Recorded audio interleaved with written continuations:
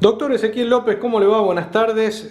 Me imagino que ya ha pasado el primer cimbronazo, pero para usted, como corredor inmobiliario, todo un tema esto de la nueva ley de alquileres, ¿no? O por lo menos de la desregulación. ¿Qué hace Fabio? ¿Cómo va? Primero que nada, bueno, un gusto como siempre. Y bueno, gracias nuevamente por la invitación.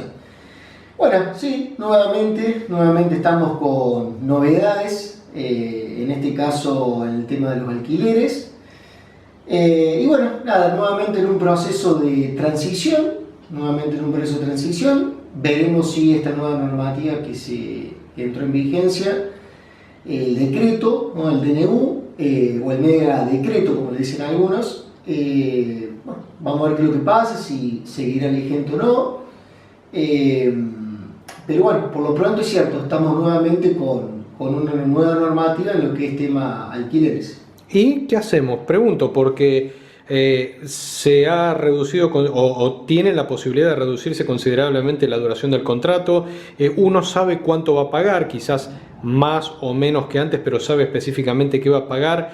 ¿Beneficia a alguna de las dos partes en particular esta nueva desregulación? Mira, vamos por partes. Yo creo que lo primero que hay que partir de la base es que la ley que estaba, ¿no? La que se sancionó, la ley de alquileres que se sancionó a mediados de 2020, que fue modificada hace unos meses, ahora fines de septiembre del 2023, claramente no era buena. Era una normativa donde todos coincidíamos que no era buena. ¿Por qué? Porque vos tenías un contexto económico donde tenemos una inflación que lamentablemente está siendo muy grande. Entonces vos tenías en un primer momento contrato de 3 años con aumentos anuales. Vos calculás que fijar un alquiler que se te congelaba un año, ¿no? Con la inflación que hay, esos alquileres que vos fijabas a los 3-4 meses ya te comenzaban a quedar atrasados. Entonces, desde el punto de vista del propietario, claramente no era conveniente. Acá en esta zona quizás no se observaba tanto, pero en las grandes ciudades, Buenos Aires, Córdoba, muchos propietarios directamente optaban por no colocarlos para alquilar, y en algunos casos ya directamente solución de fondo lo colocaban en la venta, más allá que el tema venta está también parado. Y desde el punto de vista del inquilino te diría que también era todo un tema, porque es cierto, vos en un primer momento alquilabas, tenías un alquiler, tenías un año de gracia porque el alquiler no se te tocaba, pero resulta que después tenías un aumento, primero que dependías de un índice. Ese índice claramente, a medida que la inflación fue subiendo, desde mediados de 2020 hasta ahora, fue subiendo. Entonces, bueno, obviamente había mucho temor en los inquilinos. Cuando se acercaba el mes 10, 11, ya todos te empezaban a preguntar, te empezaban a decir, che, ¿cuánto estimativamente va a aumentar? Y cuando uno le tiraba el porcentaje de referencia, y generaba temor, Fabio. Te voy a dar para que tengas una referencia. Ahora en enero, ¿no? Los aumentos, las propiedades que tuvieron el aumento anual en enero fue del 137%. Entonces, yo parto de esa base primero, que lo que había claramente no era bueno, y no, la realidad era no le servía a ninguna de las dos partes. Tuvimos una modificación este año de esa ley de alquileres en mediados, fines de septiembre, en donde concretamente se plantean dos modificaciones. La primera, que los contratos dejaban de tener aumentos anuales, pasaban a tener aumentos semestrales, y la segunda, que se dejaba de aplicar a los fines del aumento el índice del Banco Central y se comenzaba a usar el índice de la casa propia. Respecto del balance de lo que era esa normativa o esa modificación de la ley, conclusiones muy difíciles de sacar porque realmente estuvo hace unos meses nomás, y ni siquiera hemos tenido todavía propiedades que han tenido aumentos conforme a esa normativa. Fue tan corto lo que duró que ahí es muy difícil sacar conclusiones sobre si era o no más conveniente. Respecto a lo que tenemos hoy, primero, bueno, es una normativa que salió, o que entró en vigencia conforme al DNU. Vamos a ver qué sucede, vamos a ver qué es lo que pasa en la comisión bicameral, qué es lo que pasa en el Congreso. Pero bueno, por lo pronto, hasta que no tengamos novedades, si es que la hay, bueno, tenemos hoy, esta es la normativa vigente. ¿Qué es lo que podemos sacar o qué es lo que se puede decir? Es todo muy nuevo y te diría que estamos en una etapa de transición, ¿no? Por lo pronto yo creo que ¿cuál es el elemento primordial de todo esto? Es, bueno, como fue el resto de los puntos que se tocaron en el DNU. Es decir, la desregularización, es decir, la falta de intervención del Estado. En este caso, en contratos celebrados entre particulares. Es decir, hoy, con la normativa que tenés hoy, son solamente los particulares, las partes, las que determinan los puntos de un contrato. Eso es plazo de duración. Hoy no hay un mínimo, no lo podés hacer por 2 años, 1 año y medio, 1 año, 6 meses. Eso depende pura y exclusivamente de las partes. En cuanto al tema de los aumentos, de manera previa, vos podés prefijar aumentos con un porcentaje determinado, por ejemplo, aumentos cuatrimestrales del 30, aumentos trimestrales del 20, bueno, eso lo va viendo cada caso concreto y cada propietario con el inquilino se irá determinando. Y bueno, veremos. Después, si es más conveniente, menos conveniente, y vamos a ver cómo se va desenvolviendo. Es todo muy, muy reciente, esto hace días. Yo lo que parto de esta premisa o esta base es que lo que había antes claramente no era bueno. Ahora, estamos hablando, de acuerdo a lo que me contás, Ezequiel, estamos ante una situación que por lo menos favorece al inquilino en cierto modo por una cierta previsibilidad. No le va a aparecer un aumento sustancial del 137%.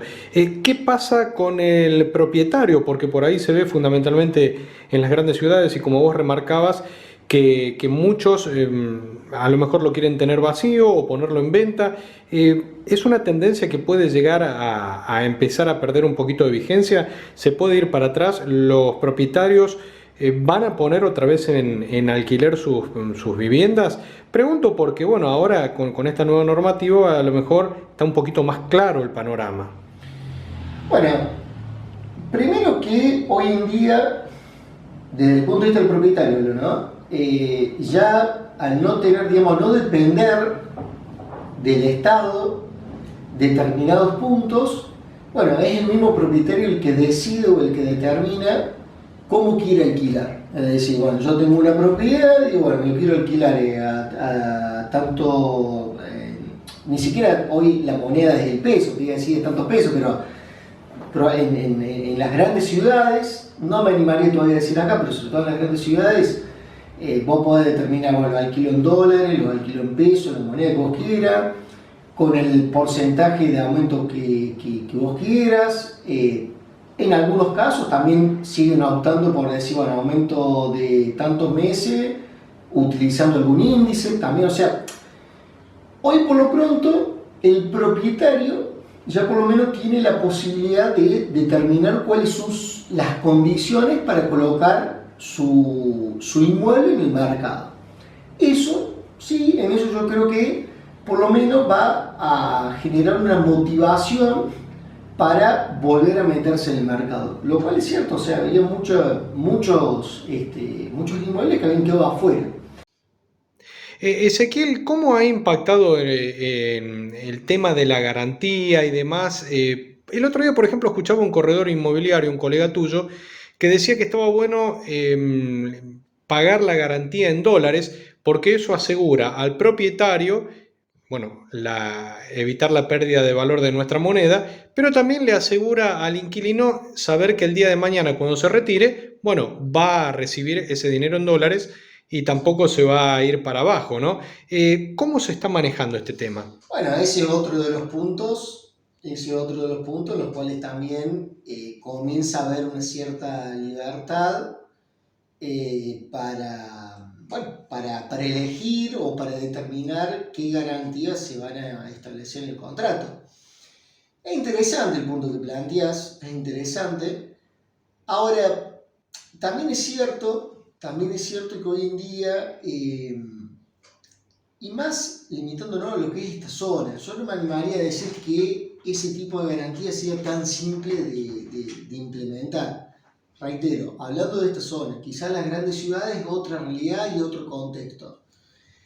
¿Por qué digo que por acá, en estos lados por ahí no es tan simple? Y bueno, por lo que te comentaba anteriormente, o sea, vivimos en una situación donde tenemos un contexto inflacionario muy grande, donde la gente que te alquila ya viene durante varios años golpeado por la inflación, donde los sueldos vienen bastante golpeados por el tema inflacionario. Entonces, hay una realidad, Fabio, o sea, el inquilino alquila, obviamente por una cuestión de necesidad primaria, pero la realidad es que muchas veces los sueldos terminan siendo lo justo y lo necesario como para el alquilar, ¿no? Pedir garantías en dólares, habrá sus casos excepcionales, particulares, pero en general, y más en esta zona, yo la veo que no la veo tan fácil de implementar, por una cuestión